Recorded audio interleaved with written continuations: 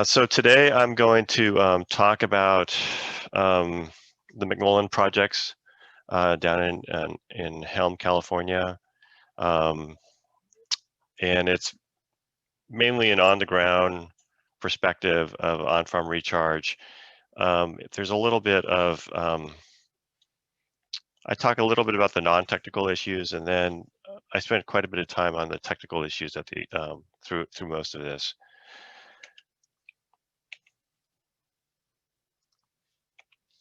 So the first thing I wanted to show was how this sort of came about,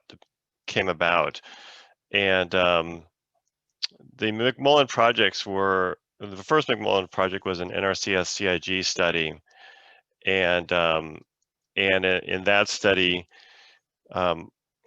we wanted to test the feasibility of capturing floodwater and applying it to farmlands for both flood mitigation and for recharge. This was a project that was funded through NRCS. It was in partnership with Terra Nova Ranch and Don Cameron. And it was envisioned to be, this is about 2010 to 2012, it was envisioned to be a feasibility study on both the hydrology that you would get and the feasibility of implementing it at the farm scale. So this is what it looked like. And hold on for a second. I'm trying to get rid of all these faces that are here watching so I can see my presentation. Anyway, sorry about that. This is what it looked like. And this is, we did a lot of work on vineyards, and we also did some on annual crops. And it was a lot of quick and rapid response envisioned. So we threw up small little berms in vineyard fields. We made tomato fields look like rice fields, so that we could, these were tomato fields that were off season, so we could flood water across them. We rented pumps that we could quickly install. And through this, we demonstrated these relatively good rates of 2 to 8 inches a day on fields that were flooded. And so this was both a study with checks that we had set up specifically for recharge, as well as for a farm-wide implementation where we also tested, how Don Cameron and Terra Nova Ranch could apply it across their farm. And so farm-wide, we, well, this 1,000-acre area of the farm that we were working on, we applied about 2,000 acre-feet that was used for in lieu recharge, and another 1,000 acre-feet that was used for direct recharge. So we were able to get about 3 feet on these fields throughout his farm. And that was smaller than what we were getting in the check studies, but understand that it was, it was a farm-wide operation, and really meant as a test of how you could integrate it into their system. That work led to interest by funders, and DWR provided a grant to Kings River Conservation District to manage and drive for implementing an on-farm recharge project on a larger scale. And so this was considered phase 1 of a multi-phase project. It's about a 6,000 acre area, 5,500 acre area. And as you can see here, this map here shows what was done on this project. So a large turnout was installed off the James bypass of the Kings River. Large undercrossing across the McMullin grade was installed. These both had high capacity. This has been envisioned as a multi-phase project with an expansion up to about 20,000 acres eventually. So this was a 500 CFS turnout. This is approximately a 400 CFS undercrossing, I think. There's a 500 CFS pump station here, and the water is supposed to be able to be sent north and be able to sent east. So, and then there's other laterals that are in place. There's lands that were put in permanent easements, permanent conservation easements that would receive flood water whenever they could, and these are crop fields that are that will receive flood water whenever it's available.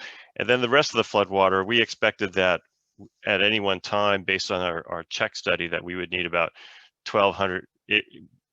This system was designed, this part of the system was designed to take up 150 CFS.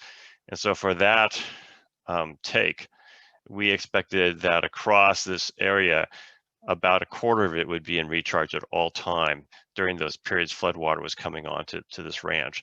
And so these permanent fields were represent about 400 acres total, and then another 1,100 acres would be rotated in and out for accepting recharge water. And so that was the concept as it was originally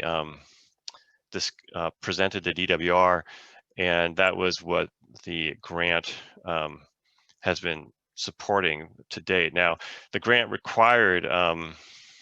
was, I think, awarded in 2012, and it required a match. A match was provided by Terra Nova Ranch, and so originally the match was well, there's about a $2 million match from Terra Nova Ranch that's envisioned in the grant. Since then, in making this project happen with all the conveyance and equipment and the rising prices that have occurred during this time and some unforeseen issues, I think that the Terra Nova to date has dropped about $8 million probably into this project. And the KRCD grant is another $5 million. So together, they're roughly $13 million, and that doesn't really include easements. That this whole area could really be considered an easement. All these conveyance areas could be easements. So if you consider the conveyance areas and their value, the project is more expensive yet. So interesting thing about this is that with the first CIG project, we recharged about 3,000 acre feet. We had a 17 CFS turnout. We spent about $175,000 doing it, which is really inexpensive, considering that a lot of that was for experimental costs and not for actually recharge. This project is a big advancement over that. It has a lot of capacity, but of course, when you start talking about these large flow rates that we're talking about, 500 CFS turnout off of the Kings River, 400 CFS to go north at times, 400 CFS to go east at times. These start becoming substantial investments, these conveyance canals and pump stations and things like that. And so that's where a lot of the cost of these projects come, is not so much, recharging on the fields, but getting the water to those places.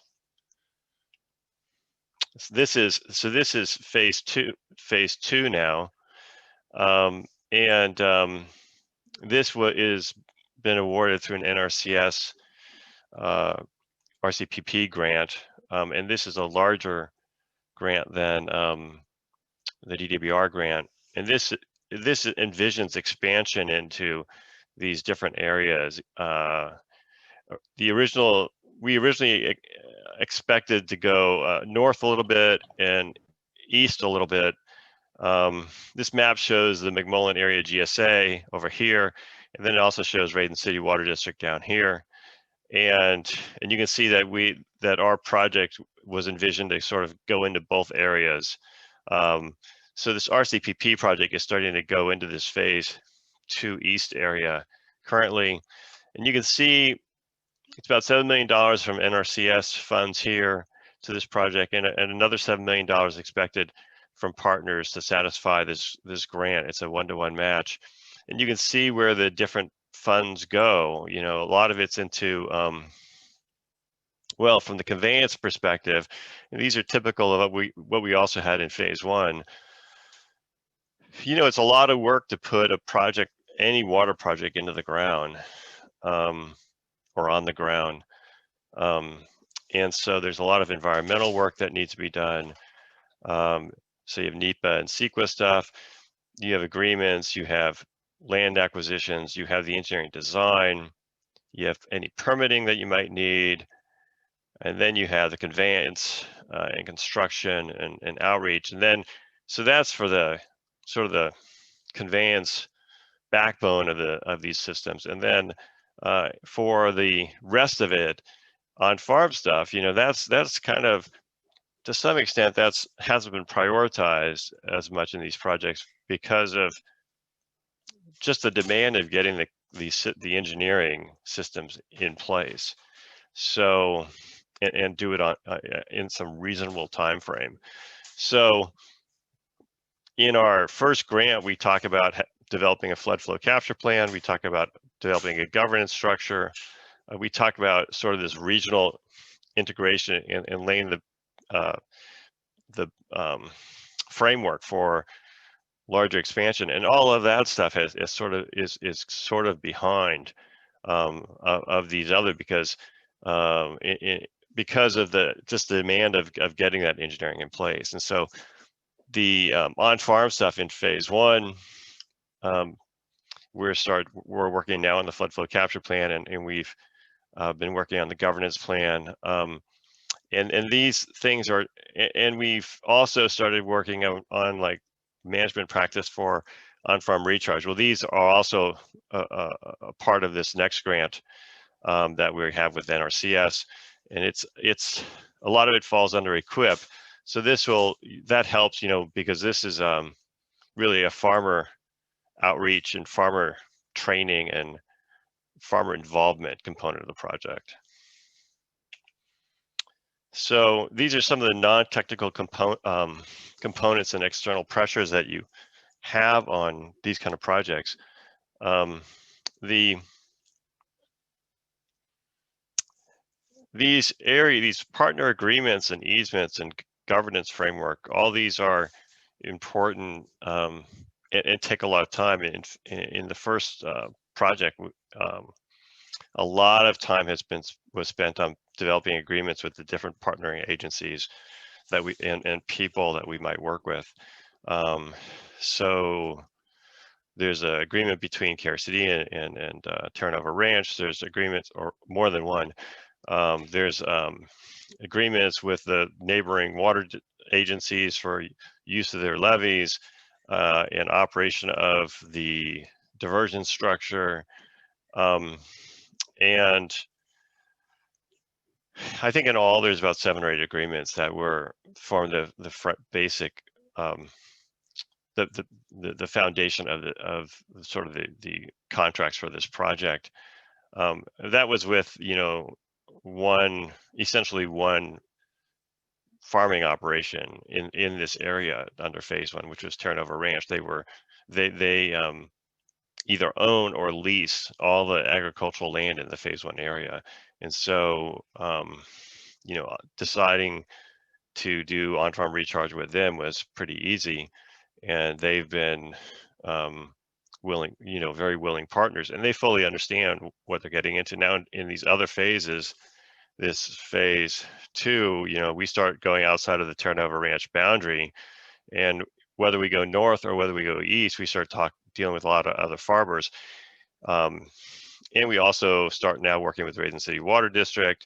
They actually are the prime on this grant. The award was to them. They work with MAGSA in the MAGSA universe here. MAGSA is the McMullin Areas GSA. And so, it becomes more complicated. And then that doesn't include these other external pressures that are facing now. Some of these will have long-term consequences and some won't. COVID-19 is obviously one of the pressures that we have right now, and it's mainly for no other reason except for economics and funding, which is a big deal. All these grants and projects require funding, matches, and all the match money is coming out of the pockets of farmers, essentially, whether it's supporting the GSA or supporting the Raiden City Water District or whatnot. That's or directly from a farming operation. That all comes from these people. So COVID-19 has been a real pressure on them economically. From a if you just drive through the area, you see a lot of things seem pretty normal. The lands are being farmed, farm workers are out there doing the work, the farmers are and farm managers are doing their jobs. It all seems like it's moving forward, but underlying it all is this pressure of that comes with COVID-19 and the uncertainty that comes with it. So, what is the uncertainty of on their ability to harvest the crops or plant the crops or get labor out there, all of that. Climate change is another uncertainty that is not very well defined at the field scale level in a farm. There's one of the big things with this second phase of the project has been, there's an investment, there's a private investment again from Raiden City Water District or its partners to match the NRCS money.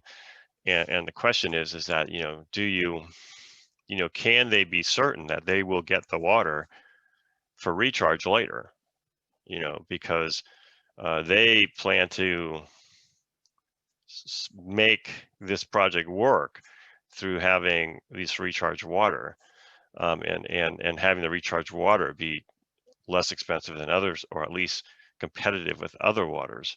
And so climate change introduces uncertainty there because, the general belief is that in the area is that that temperatures are going to go up, but precipitation may or may not go down. Precipitation will probably change, especially in the upper watershed, to more towards rain. So that then creates more likelihood of flooding. But it's not. There's no real.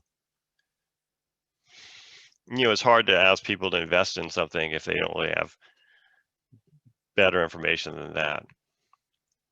And it's not like there's really better information to be gotten. We're all sort of living through climate change, and so what exactly it ends up looking like, we don't really know. But that's true for us, and it's true for them, and so that is a problem. And climate, and if you look at a lot of the groundwater sustainability plans, they don't really talk about it too much, because well, who knows why? But they don't really talk about it too much. So then sigma is also a pressure, and sigma is both a thing that helps with getting these types of projects in the ground, because there's a mandate to get to sustainability, but it also leads to heightened water politics in the region. And there's a lot of motivation for people to use the water they have, to make sure that they are able to keep the water they have. And so in the Kings Basin, for instance, there's a lot more interest upstream of this project now for putting water in the ground by the other partners in the basin, and partners in getting the basin to sustainability. And so the more people put water in the ground up there, the less there is down here in the McMullin projects. And so, and then there's, if the Kings Basin doesn't show that they've allocated their water and they've used their water, then they're under threats of losing that water. And so that's in front of the State Water Board right now, some beginnings of discussions of that. And so a lot of these people are out there trying to, they are, the politics of water are really difficult. And, it's easy from a perspective to sit back and put people in sort of, your allies and your and your foes in moving these things forward. And here's my ally and here's my foe. Well, then there's the thing that, the foe of my foe is my ally, but it's not really as simple as that. It's sort of like, it's a good psychological thing to get yourself motivated maybe, and to try to overcome some of the disappointments that come when these things aren't working out as well as you think they should. But most of these people, and there are some people who are difficult to work with in the water world. The water world is not unique in that, though. There are a lot of people difficult to work with all over the world. And so then you come down to these other people, this person is on this side of the fence, that is this side of the argument, that one's on the other side of the argument, and a lot of times they're underlying pretty legitimate concerns and perceptions. Now, some of it may be helped by better education or better information. But for the most part, people are trying to, make things work. And so, these are external pressures that any project faces, and they're real. And then, of course, farmers are just trying to make a living, and be profitable. And so that's another external pressure. So I'm going to jump off of that, and I'm just going to talk about sort of the easy part of on-farm recharge, which is the technical part. And I'm going to try to go through this a little more quickly, so there's some time after this for people to ask questions. But this is some studies that we've done that I've been involved with, and some of these are in partnership with others. The Terra Nova Ranch projects are here in orange, I guess it is.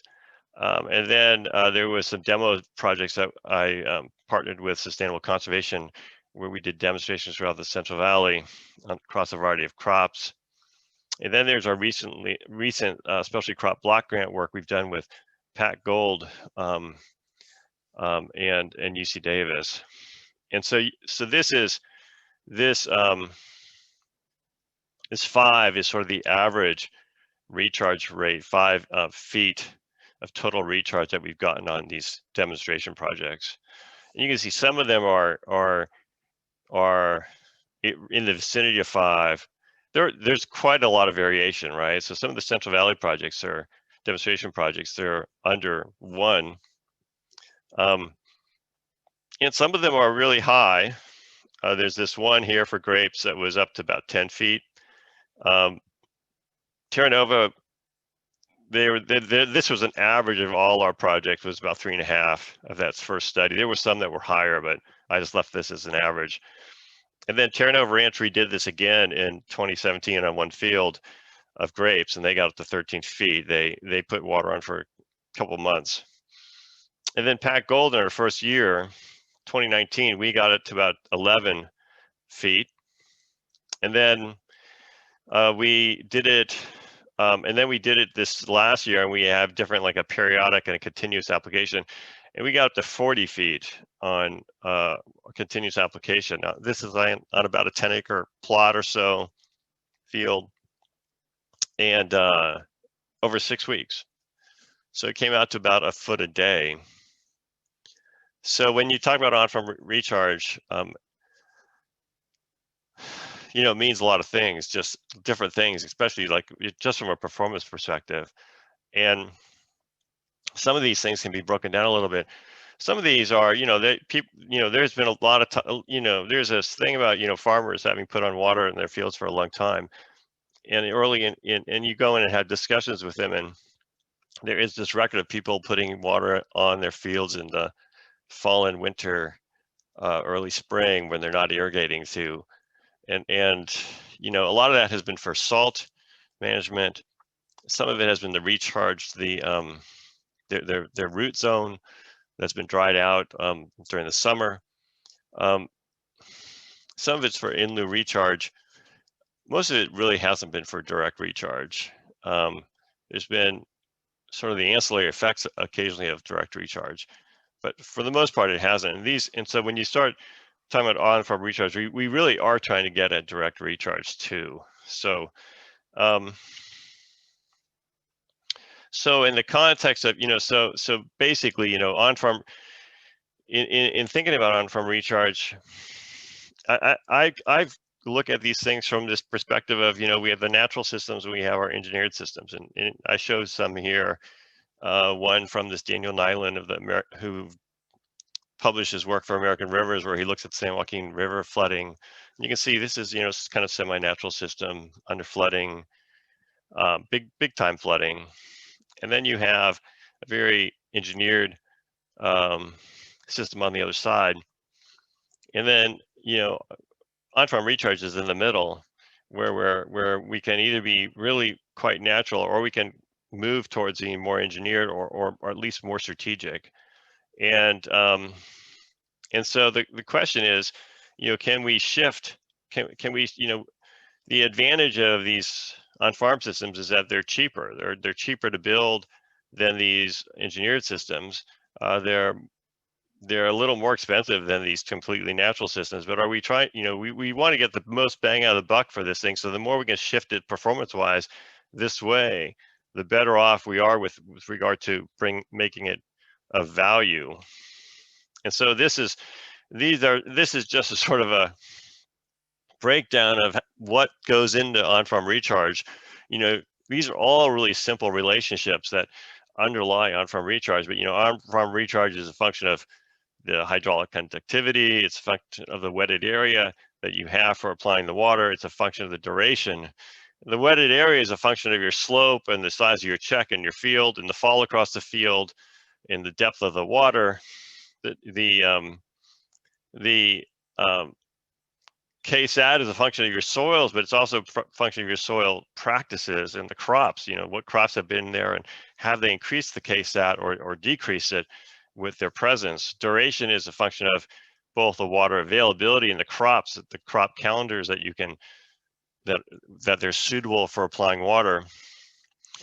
And so I have all these sort of relationships here. The yellow ones are sort of operational decisions that can be done on a farm, and the blue ones are sort of longer term planning decisions. So like, doing it on a certain field is a planning decision. Doing it with a certain crop is a planning decision, because those things have been around being around for a while. But how long you put the water on, or what your practices this year might be, how you might move your water, how you might manage your farm, those are all sort of operational decisions. And then, this is not done in a vacuum. There's regional considerations also, regional capacity that you might need, on your on-farm system to comply with Sigma, and how that's supported, or help with delivery of water to the farm, whether it's flood water or maybe some other types of water that are available. These are regional decisions, and the regional decisions are driven by, they're not only driven by,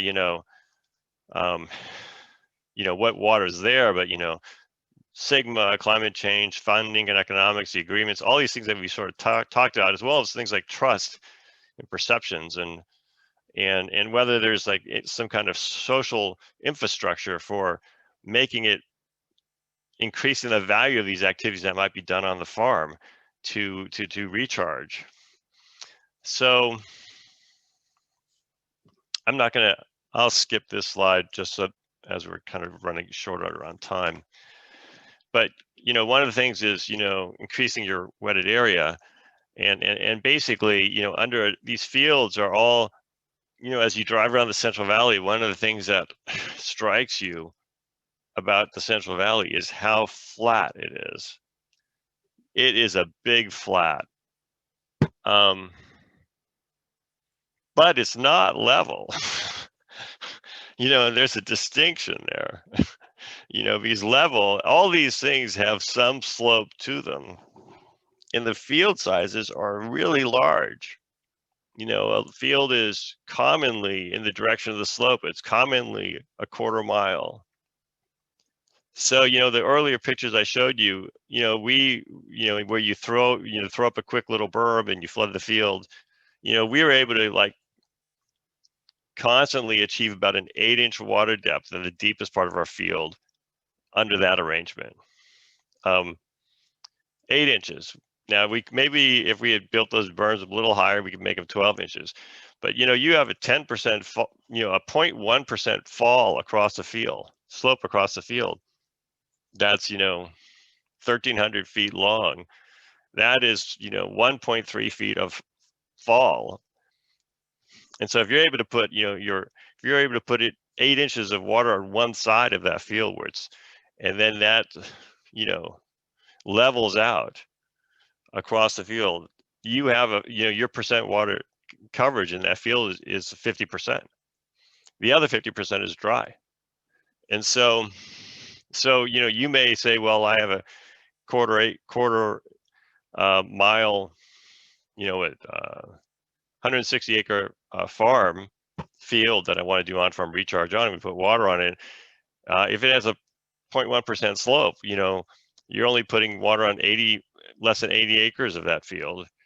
And so your recharge rates depend on what's going on in those 80 acres. And if you can increase your coverage, to 100%, we're doing 160 acres, well, then you will double what you can do. And so, that it's a pretty simple relationship, but it has huge consequences, and it's not really considered. And so, what are ways you can get around it? Well, like here at Terra Nova in the first CIG project, I show, we put checks up, and you can see a berm here and a berm here, and we have these little flashboard risers we put up, and this looked like a rice field.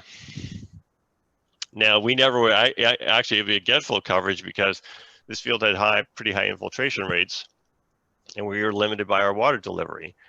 But if we had high enough water delivery, we had divided this field into about 4 checks, so that if we had brought the water up to the top of this each subsequent check, we would have 100% coverage pretty much on that field. Now, if you want to, one way to overcome that is make it so you can have deeper water. This is one of the fields that from phase 1 McMullin, where he's put up a berm around a field, and this berm is about 3 or 4 feet high, and so that allows him in the deepest part to put water up to about 3 feet deep. And he is able to, and the fields aren't really 0.1% slope everywhere. Some of them are less and some of them are more. This arrangement would probably allow him to given what I know about their area, get full coverage of floodwater across this entire field. But the cost of that is that he had to move a lot of dirt to put these berms up. And these berms, they're drivable, but they're always there. And he's getting water, water probably comes every 5 years or something, and then it probably comes in little bursts. So maybe it's 5 years off, and 2 out of 3 years on, and then it's 5 years off again, and 2 out of 3 years on. Well, those years it's off, you have this berm that you're working around all the time. So that's a farm decision whether you feel you can manage having that thing there, and then just getting the dirt to build these things up. You have to scrape your fields down. So this is kind of it's a bit of work, and it's always there. Another way you can do it is what we did over at Pack Gold, and we took polypipe, filled it up with water, and laid it out along contours in this orchard. And this allowed us to flood up behind it, and this essentially created an opportunity for us to get really good coverage. This this action, well, we had a little better water management in our second year, and we also had this action our second year. We increased our infiltration rates by 4 times on this field, or our on-farm recharge rates, and a lot of it is due to better coverage of floodwater on this field, and done with laying out this polypipe. When we were done, they rolled it back up and put it away. Now it's kind of a hassle, but if you have a 160 acre field, 160 acre field, and you can put, in 1 year you put on 3 feet of water. So it's 400 acre feet of water that you put on to direct recharge. And then the next year, by doing this, you can do another 3 feet. So you can do 6 feet, double it. Well, now you're talking 1,000 acre feet, 1,000 acre feet of water, and say it's $100 an acre foot. Well, that's, $100,000. So, laying out some polypipe looks pretty good when you start thinking about the numbers. Another thing that's problematic in these fields is that, there's a concept, and we run into it with all of this everywhere, is, farmers move water. Farmers are good at moving water. Myth, right? Myth and fact. Fact, farmers are good at moving water. Fact, farmers are good at moving water to meet ET demand. Myth, farmers are not good at moving water that you're putting in the ground at a foot a day. It's a different beast. It's a lot more water. Your irrigation system, depending on if it's designed for, a lot of these systems, they will put water in their piping and use that piping to get the water to where they need it. And a lot of, those systems are designed for irrigating the ET. And so the older systems that were designed for flood and furrow irrigation were designed to be running every 10 or 14 days. So they were designed over a couple days to meet about 3 or 4 inches of ET loss, probably 3 inches of ET loss. So over a day or two, they'd put enough water on to meet that 3-inch demand, say. With sprinkler irrigation and more so with micro irrigation, where you can be irrigating every day, those systems are probably designed to only meet in reality, a 1/2 inch or an inch, maybe on the outside on a new system, I would guess. And so, what we're doing on our, a low on-farm recharge field rate, relatively manageable, is 3 inches a day. Well, so your flood system that you might use, old flood system, might be able to manage that or get close to managing it. But your irrigation system for sprinklers certainly won't.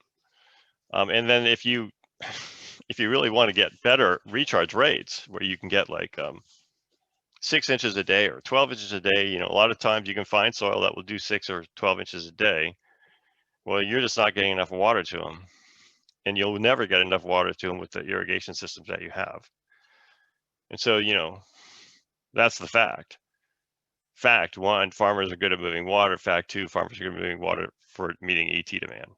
So, so anyway, here are a few things that you can do, to try to increase your water delivery. You can put a large PTO pump, driven pump on the canal that's adjacent for a field that's adjacent to it, and dump the water into it. You can build some pump stations that would have higher demand. These are fairly simple ones. In the Delta, they do a lot of work with siphons, where they siphon it out, and they do a lot of surface water conveyance over areas with canals and ditches. That's certainly a way of increasing your capacity.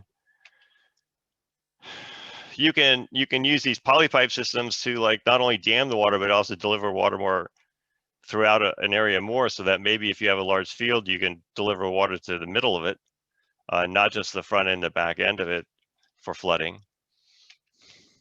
And then you can get into overland flow stuff, and we haven't really done this yet, but there's a lot of work with forestry and other things, stormwater, where they start working with overland flow, and they build fords, and they have little bridges that they put up that you can rent. They put in big culverts.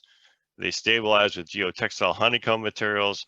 These are things that you could do on a farm that you could, if you could get water to your front field, you could overland flow to the next field down the way, and you wouldn't be constrained by these flow limitations.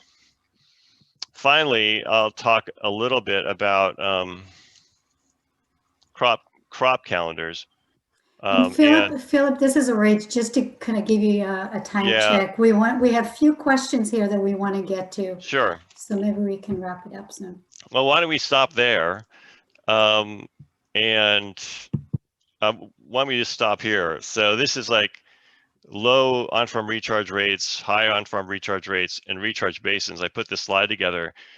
What are the things that might be characteristics of them?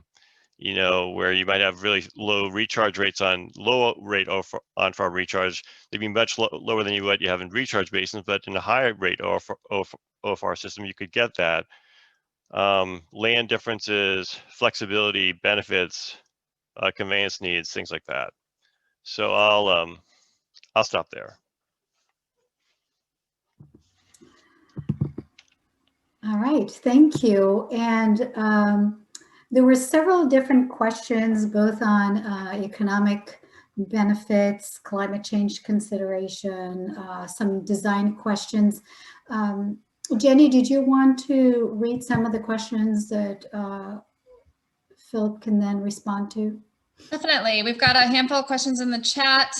I would welcome folks that put questions in chat to ask the questions live if you'd like to, and raise your hand or turn on your camera. Otherwise, I'll just read them off, and other folks that would like to get in the queue, please raise your hand or turn on your camera. Emmanuel, I see you. Do you want to ask your question live? Sure. Dr. Bachand, that's a great presentation. Thank you so much. You mentioned that you invested about $175,000 in budget money, as well as $100,000 in matching grants. In addition to that, you also mentioned that you spent about $13 million in building the infrastructures while capturing about 3,000 acre-feet of flood flows onto farms. Back of the envelope calculation would tell me that's a cost of about very close to $4,500 of cost. No, that's not actually what I said. Is on the first CIG project, we spent $175,000, and about $100,000 of that was match. All right. So we had $75,000 grant. We had $100,000 match. It supported the study, and then it supported the recharge. The 13 million is for the phase 1 DWR project. Okay. And that project has 150 CFS capacity, which is enough water to put on 1,500 acres of land at 3 inches a day. All right. And that project, and you would typically get, during periods of when there's flood water available, they typically have water time for 90, 60, 80, 90 days of recharge. And so I think it was roughly, David Merritt's on this presentation. He might know better. I think it was roughly like 10,000 acre feet a month that you could put in phase 1. And we expected it to go for several months. And so, and then of course that would be for several years. And so the capital costs are actually really quite low when you start thinking that you're going to have that kind of volume. And then, and that money also supported the 500 CFS expansion foundation. So in the end, we would, at the end of all of this, we expect to have enough water to put on 5,000 acres of land at 3 inches a day. And if that's 90 days of water, that's like 30 feet of water. All right. So. Did you look at the cost effective? Well, when you look at the total investment that you get, so in terms of dollar invested, how much do you think maybe we can talk offline about this. This is another, topic, but being working here in DWR, we look at this cost effectiveness, and that's one issue that we consider. My understanding is the project provides multi-benefit, and this is good, really good. But at the end of the day, we also look at some costing, in trying to look at these things. But yeah, I think in comparison with other alternatives, it might be cost effective. But I would be interested, looking forward in terms of the in-game of what would be the cost, and obviously not just accounting of the economic perspective, but also the environmental benefit and the water supply benefit that you can get out of this project. Well, we've looked at the cost of it. It's about, depending on your present worth assumptions and stuff, it's probably in the range of $50 to $75 an acre foot. And then that doesn't include flood mitigation rates. And so flood mitigation, you're mitigating potential, this project, phase one, had a 1-to-1 benefit to cost ratio for flood, just based on floods. The biggest cost on these projects has been conveyance. And regardless of how you decide to recharge water, you're going to always have that issue. Doesn't matter if it's on-farm recharge or recharge basins or whatnot, you always have a conveyance issue.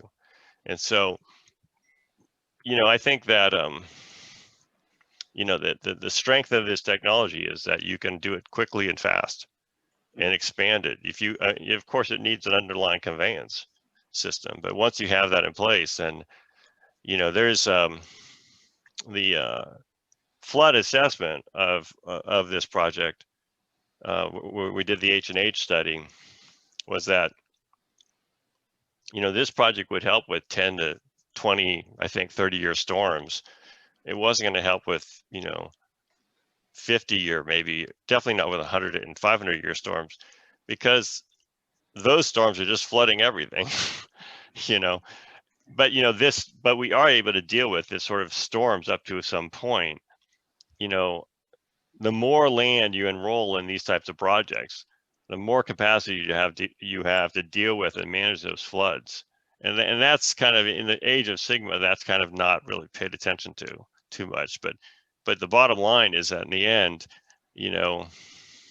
under climate change, our floods are going to be worse, and there's going to be a lot of losses associated with those floods. And anything you can do, and anything you can do to sort of set the stage so that you can capture and use that water later and help minimize floods now is a real benefit. And I would say that, all these other recharge technologies, whether they're injection wells or recharge basins or stuff like that, they just don't have the capacity and the flexibility to adjust to that reality. So thank you, Emmanuel, for the question. It looks like there are several chat questions that follow up on that. Jenny, that might be a good LunchMAR topic right there, is thinking about the economics of FloodMAR. We're about to close on the hour. It looks like Shelby has a hand up, so maybe we'll take that question.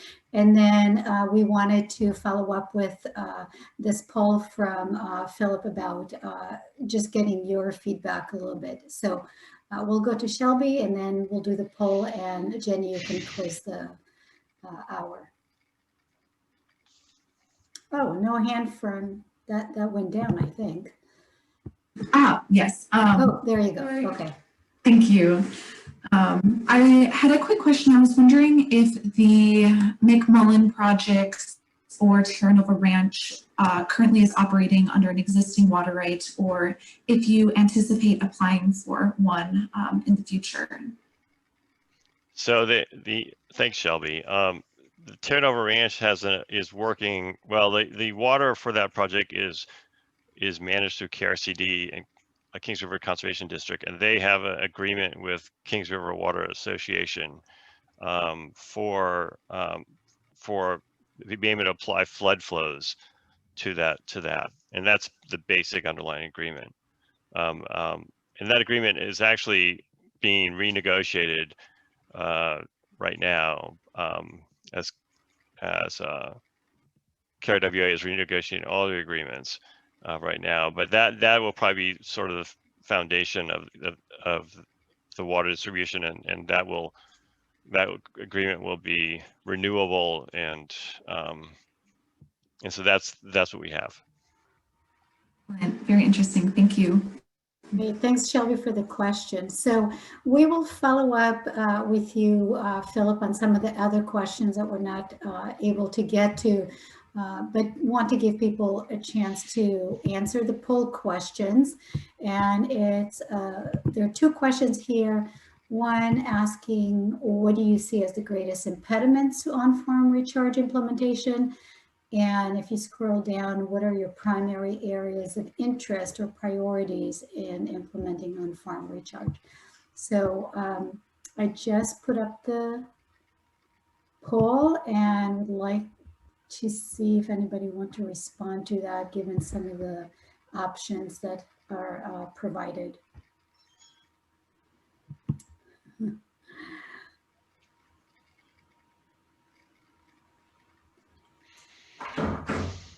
So we have not enough water available, and liability and regulations are popping up first. We'll see what it all looks like. I'll give it a few more seconds.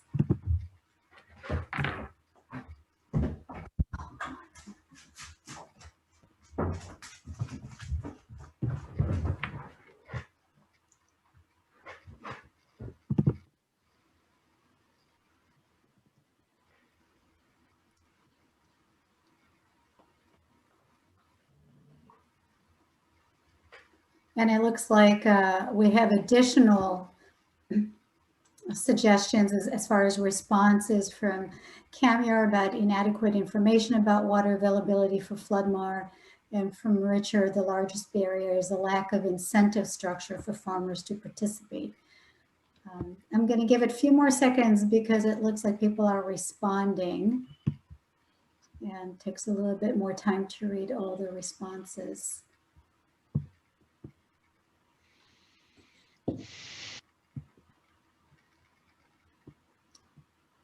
All right, I'm going to end the poll.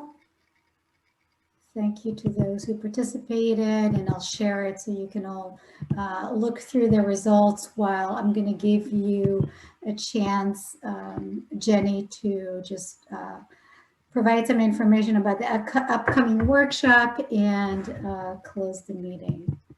Yeah, thanks everybody. In the interest of time, I put a couple announcements in the chat with registration links. We're having a second workshop for the FloodMAR network on Friday, March 5th. So please mark your calendars. There's a registration link in the chat if you'd like to register. We'd ask that folks register by Monday, March 1st. There's a couple other webinars coming up in the next couple weeks that I also included. Maven's Notebook and the Groundwater Exchange is hosting a webinar in collaboration across IRWM and Sigma, and a joint DWR State Water Board General Sigma webinar on groundwater sustainability planning will be on February 18th from 10:30 to 12. So those are in the chat. Sorry for going over a little bit. I also mentioned in chat, we'll work with Phil to see if we can get a few more of the chat questions answered in the meeting notes. And as always, thank you for joining us. Thanks, Phil, for the presentation. Super informative, and love to have you back anytime. So if we can give Phil a virtual round of applause or thumbs up or high five in Zoom as show our appreciation. Thanks, everybody, and we'll see you the first Wednesday of March. Take care. Thanks, everyone. Thanks for coming. So much. Bye. Thanks, Phil. That was awesome. Thank you. Thanks, Jenny. Thanks for reading. Thank you. Yeah, I like your original strategies slide that really made the connection between all the decision and consideration. I thought that was really helpful. Just Yeah, for we my might have mind to kind of see it all. We might have to bring you back for a crop suitability specific conversation, because that's come up a lot, and I know that was important to some people on the call. So we might maybe put a panel together on crop suitability for future FloodMAR. That'd be fun. LunchMAR. Yeah, I'm sorry it went long. Oh, it was all great information. We could have just dedicated the whole hour to you and said questions in chat. We'll follow up later. Orit, this Kamyar. Yeah, hi, I'm Cameron. not able to start my video. It says I'm being blocked by. Oh, Sophie, anything you can do to help Kamyar? Yeah, I just gave him permission. Sorry about that. For some There reason, you are. I wish Zoom Thank would you. update it so it worked like a mute, but if I ask you to turn off your video during the presentation, it continues to block it for the rest, but hopefully they'll fix that. Thank you. That's great. Yeah, Phil, thanks for taking the time. A lot of good on the ground, hands-on considerations and information. Thanks. Kind of makes it real for people. Yeah, well, you know, the hardest thing has been agreements and sort of the politics in the end. You know, they affect, you know, how fast you can get things done, who, you know, what decisions are made by board members, you know, how much funding you have available. It's just it's and there's a lot of, you know, it's not only just, you know, it's a lot of it is people, you know, afraid of losing their water, you know, or not being meet some commitments, but it all really is a problem for this kind of thing, you know, because, you know, when you talk about this kind of approach, it's really, you know, it's a take the village type approach, really, in the end. You know, you have to have enough people and enough resources to do it broadly and widely, and the politics are problematic in getting that kind of, you know, thought process going. So Yeah, and yet it's demonstrations like this that can help motivate re-examining the politics and the regulations. well, yeah, you know, a lot of what goes on in the Kings Basin is like, you know, I mean, we talk to the MAGSA folks a lot, and they'll say, you know, these water recharge projects is like the answer to the prayers of the Kings Basin, you know, and yet we don't really have, you know, total cooperation throughout the Kings Basin because of, you know, well, it's because of missions and stuff, right? Each water district and each irrigation district has their own mission, and that mission is keeps them doing things, but it's also sort of a silo thing too. And it prevents them from being able to work outside their mission, you know. So Yeah. Oh, sorry, Daniel, go ahead. Yeah, Phil, I was wondering with the Pack Gold experience, that one does that have a very different sort of set of politics there? Given I think he's on an irrigation district's water supply, so it doesn't have the infrastructure and as much competition for water. Is that true? it's also, you know, it's much more small scale. It's not threatening. You know, the McMullin Project, you know, we're talking, you know, 16,000 to 20,000 acres of land for recharge, and you know, the upstream area says, well, you know, we could be recharging that water.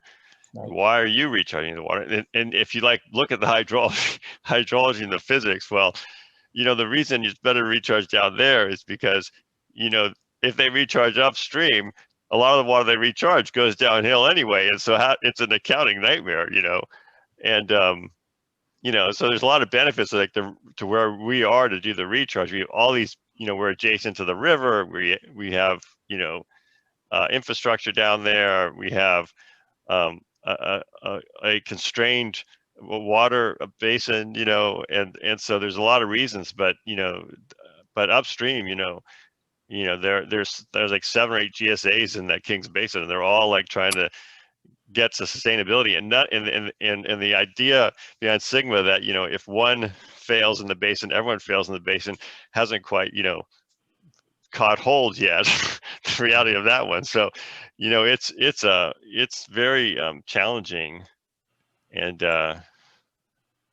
whereas, you know, Pack Gold, he's just, you know, it's a 20-acre demonstration project, and maybe I don't know I haven't been around those politics down there enough to know, You know? So. Hey, Phil, this is Hi, Matt. Matt. How you doing? Good to see Good. you. You know, when I was doing that Lower Kings groundwater management plan way back when, the motto was sell the whole, because they didn't have infrastructure. They didn't have any of the Kings River surface water rights. And McMullin was down at the very end there. And Don was really proactive. This was back around, oh geez, I can't remember the first part of Prop 50. And he was the driver behind the whole thing. And they threw siphons over the levee and stuff like this to prove the concept way back then, to get it started. And more power to him. That level of proactive. I'm in a situation now where I got a GSP and 16 GSAs, and the GSAs are the ones controlling the project development without that basin scale context. And I'm walking that fine line between coordinate with the GSAs at their board and, GM level, but also thinking, I got to get around them and get right to the landowners with some kind of outreach so that it is grower driven, bottom up type of thing. And man, I'm walking a political razor's edge. And I think the success of your work down there was because of Don and a grower up effort. And I'm looking for suggestions and ways to do it. And I've been talking to my good friend Daniel about how we do that and approach things through the RCD. And I'm looking for advice on how to get to the growers without getting my head chopped off, And, yeah, I don't know. I don't know if there's any really, I think going through the RCDs is good. The RCDs are not threatening to anybody. Some GSAs may feel slightly threatened by the RCD, but if you can explain to them what the RCD is actually about, the RCD is very non-threatening. I think that, we've had problems with Raven City Water District, and the board has changed there, so it should be better. But,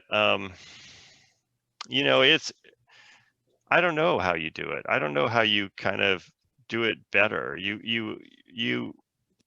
The outreach to growers is good, but the money is going to have to come from somewhere for matching on these projects, and those are going to have to come from GSAs or water districts or whatnot. And the problem is, like, if you have, every time you add a board, you add, 5 or 6 or 7 decision makers. And so if you have if you have 10 districts and GSAs in a basin, you have somewhere on the order of 100, 150 decision makers in there. And it's like this huge dysfunctional family. How do you, I come from a family of 7, and, we can't make a decision on how to get out of a paper bag together. And then you start getting, where you have like that many people. I don't know how you overcome it. I think there's I don't know. I have no advice. It's social engineering, really. And that's where I think NRCS and Extension, Farm Bureau, and just widely promoting the concepts until you find some big landowner that steps up and goes, yeah, I'll do this. Let's go find some, I don't know what the sources are, whether it's a CIG money, equip, some on-farm conservation thing.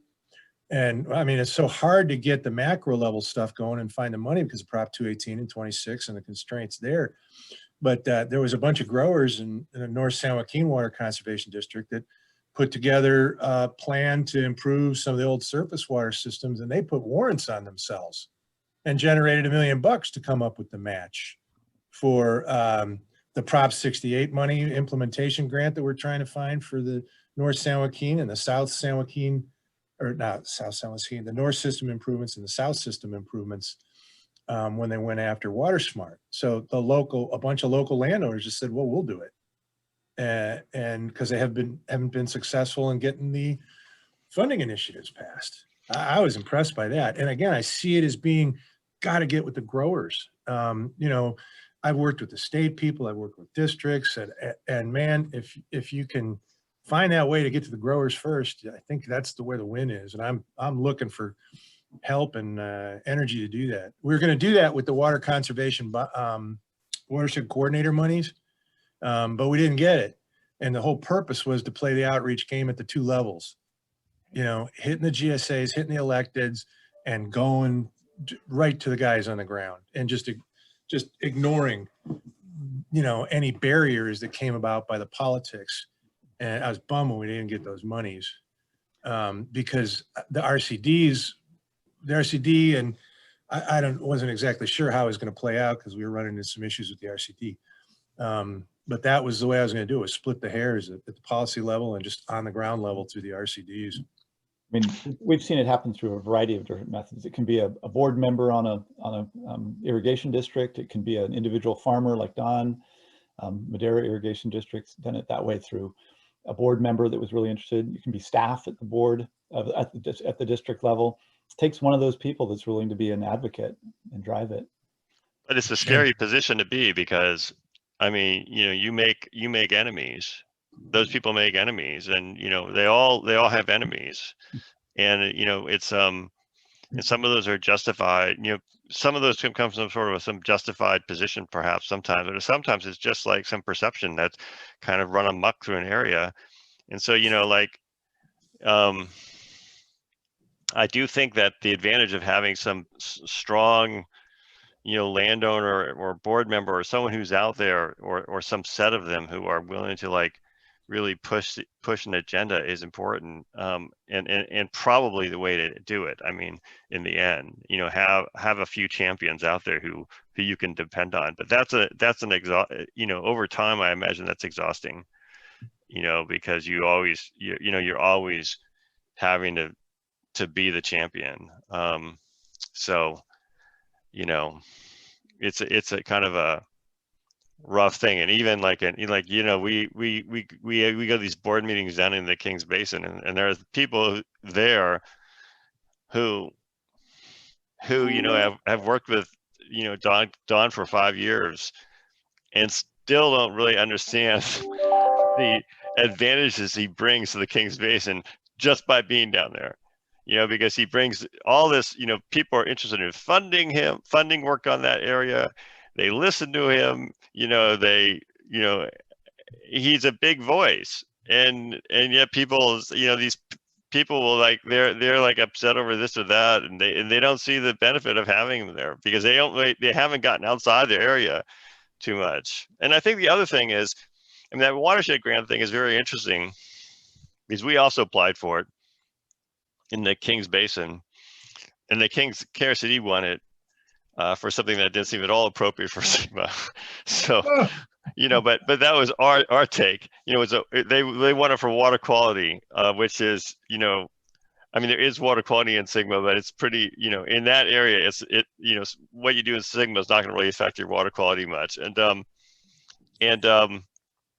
But you know, all the money that we've put into the McMullin Project, you know, all the planning money and the engineering money and the agreements and all of that, lawyer costs, my costs, whatever, you know, that still is fractional of what it costs to build the thing, you know. And so all this money goes into building, you know, and it's a political decision, a lot of it, you know. It's like, you know, we want to spend money on building, you know, so we build this and we build that and we build that and we build that.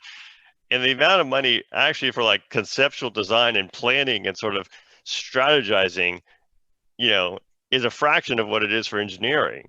So, you know, if people were like willing to like put more money into these, like these watershed coordinator positions, or these positions where people like actually have some time to think about things and like build coalitions and build strategies and all that, you know, we'd be a lot more efficient on how we spend money, and we get a lot more bang for our buck. And it's just, you know, I don't know. That was the, you know, the basis for integrated regional water management, and it has, you know, paid off in some respects. And I think an untapped opportunity in many places is bringing the IRWM groups and the GSAs together to pool their resources and their needs.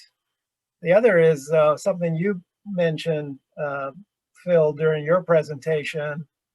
I think flood risk is going to be a huge driver in the coming years. And I think we have to bring that community into this conversation in a big way, because the unavoided cost of crisis response and repair, it will pale compared to what it'll cost to have a LunchMAR type program that helps reduce flood risk while we're recharging the basins. And I think it gets people's attention. People will get that. And if we can get the flood management community to recognize how this can help them, then I think it'll infuse new interest and new resources. Come here, Yes. have I got some projects for you, man? What's that? Have I got some projects for you? Yeah, there you go.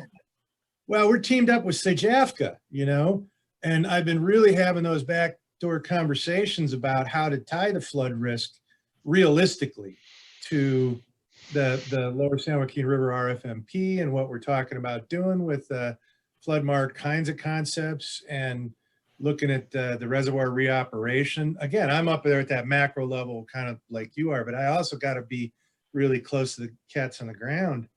And that the FIRO and is where the biggest bang for the buck's going to be, just in terms of the volumes of water and pushing CFS around. The rest of it is good ideas, but the bang for the buck is the big picture, tying that into spreading the water around over the greatest area. And that's where the conveyance comes in. How do you spread the water around in a meaningful way? Yep. And that's what I'm focusing on. And the thing is, we're not, you know, a lot of places are so jammed up in that they're allocating the shortage. I still got, you know, water available for recharge. And I just, you know, it's the surface water, groundwater costs that are getting in the way. The groundwater is just cheaper with all the drip going on. That's why we're rehabbing surface water delivery facilities that hadn't been working for the last 20 years because everybody went dripping groundwater. Exactly. And that's why Secretary Ross, her opening line in many of her presentations is, if you go to drip or sprinkler, don't get rid of your flood system. You need a dual system to be able to take advantage of each condition. And Phil, All the investments in our water conservation to get people off of flood irrigation are well-intentioned, but have killed things where it comes to the recharge benefits of that kind of irrigation practice. Phil brought up, I think you brought some really good points, Phil, about some of the temporary infrastructure, lower cost, low capital infrastructure, because even when there's agreement to take water, I mean, Kamiar, we're seeing this on the Merced study, that the turnout capacity in most of those fields is not enough to put on the amount of water that we'd like to put on during the peak availability. Yeah. And so supplementing it, I think, with some of those pump ideas, Phil, siphons, pumps, anything to get out, rather than having to upgrade every single turnout for every field. Well, the issue is, I mean, you know, even with the flood irrigation, you don't have the capacity for a lot of these fields. I mean, it's good Right. for, like, if you have an emergency situation, you need to spread water out, and you have a system that can kind of put water out at a reasonable rate. But if you really want to get to a higher rate field recharge system, you don't have the capacity. And I think that thinking about it as a field by field basis is constructionally the wrong way to think about it. You have to really start thinking about them as parts of a conveyance system, each field, you know, and that's why we start talking about this overland flow thing. I mean, you could do overland flow pretty cheaply in these areas and get water to places that you wouldn't get it to any other way without having to go and invest, you know, millions of dollars into, you know, piping systems and whatever, you know, and you know, that's sort of a. But I didn't follow your point when you were describing that. When you talked about overland flow, were you thinking like divert it out of the river at one point and let it flow across multiple landowners' fields? Yeah. Oh. You like Terra Nova, you know, you could take it out of your canal, drop it into the front field. There's a gradient that goes downhill for, you know, several miles, and you could just, you know, and you could go and, you know, put a couple of fords across his farm roads. You know, they'd be less of an impact than all these berms he's built. You know, put some fords across and rent some rail car bridges if you need them. and throw them out when you need them. You know, they're like, I talked to some guy who was like $5,000 to rent a rail car bridge for a seat for several months. It was like nothing. And so you could do that. You could just have water flow from field to field to field, and you would essentially, have a, overcome all these conveyance issues. Those conveyance issues, they're a construct of how we move water. Yeah, the And challenge is the crop suitability, which somebody suggested having a session on that, because if you've got a mixed crop system where you've got perennial crops mixed with annual crops, you have to protect the perennials then at certain times of the year. So it's, yeah, but that's you could still figure out ways of doing it. And maybe what you do is you strategize that you're going to have a certain crop selection near your canals that can take water. I mean, we're writing up this flood flow capture plan, and really, this year's crop is not important. I mean, it's important to some extent, but it's not really that important. It's this year, it's next year's water and the next 5 years water. That's more important than this year's, maximizing this year's crop. See, Matt? So, it's, I think a lot of this discussion about crop health and stuff, it's like in some forums, it's, the crop is the untouchable. You can't like mess with the crop. And you have to be willing to mess with the crop. Everything has to be willing to be messed with if you're going to really, go to the path of sustainability. There's compromises paving the way all the way, right?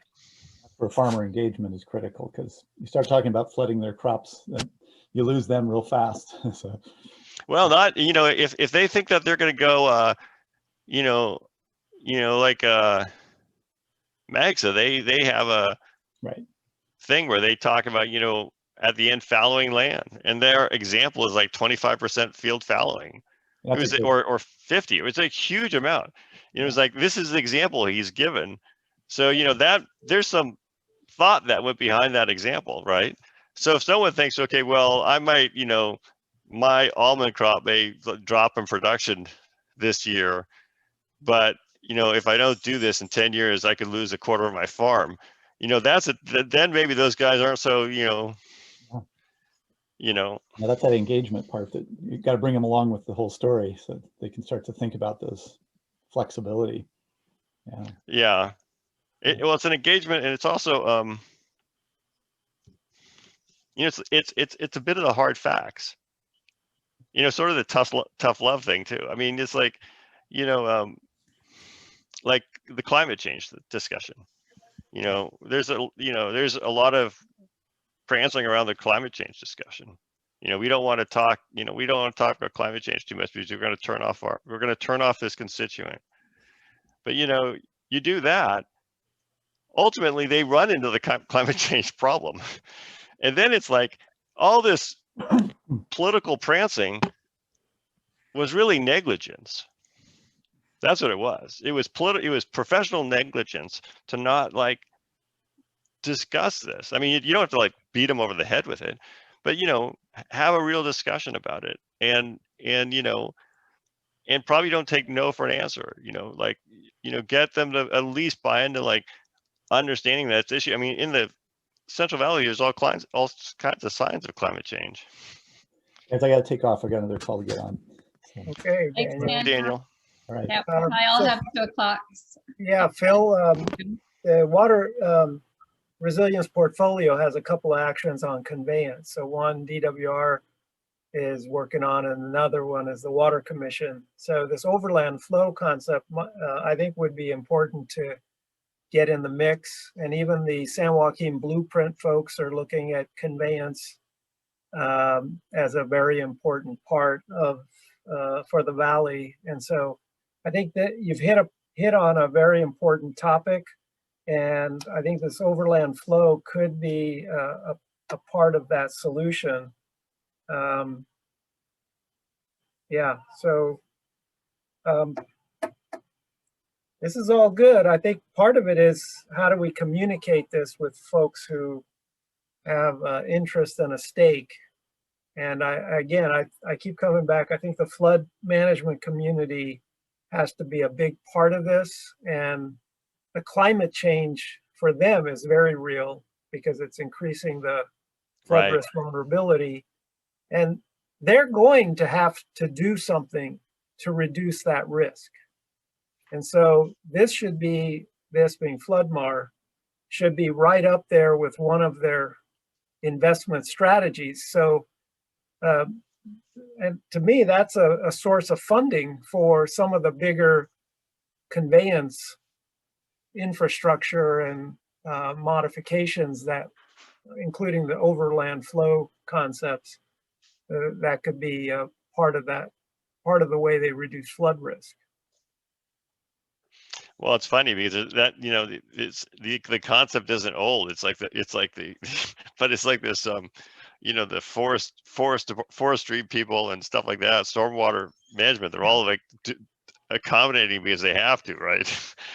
You know, and they only have so much money to do it, so they have to come up with these ways, and it is kind of ripe for the pickings, you know, Right. taking that knowledge and technology and applying it to, you know, agriculture in a way that we kind of can get back to some ways of And kind of, and to the land, I tend to want to use the term land use, repurposing land use than fallowing or retirement, to underscore that even if a farmer, grower has to reduce cultivation on a part of their land, if that land could become part of a multi-sector flood risk reduction, groundwater recharge program, then that would have new value for that land. So they may not be cultivating crops, but they can stay on their land and you know, have some revenue by providing another service. well, it's kind of the ultimate in green infrastructure too, right? Exactly. I You mean, know, heck, before we built the levees, this is what Mother Nature did with high flows. exactly. And so now we just have to learn how to engineer the water across these levees in a way that meets multiple purposes. Right, right. Well, Kamyar, we're putting together this flood flow capture plan for McMullin. I'll try to share it with you as soon as we can. Yeah, whenever you can, I'd love to hear it, and maybe when it's ripe enough, we might even make it another LunchMAR presentation. Okay, okay. Well, it's great seeing you. Yeah, take care. Thank you, Okay. Sophie, and everybody else, Jamie, Kim. No problem. thanks Have a a good lot. afternoon. Bye-bye, Okay. everybody. Bye-bye. Bye.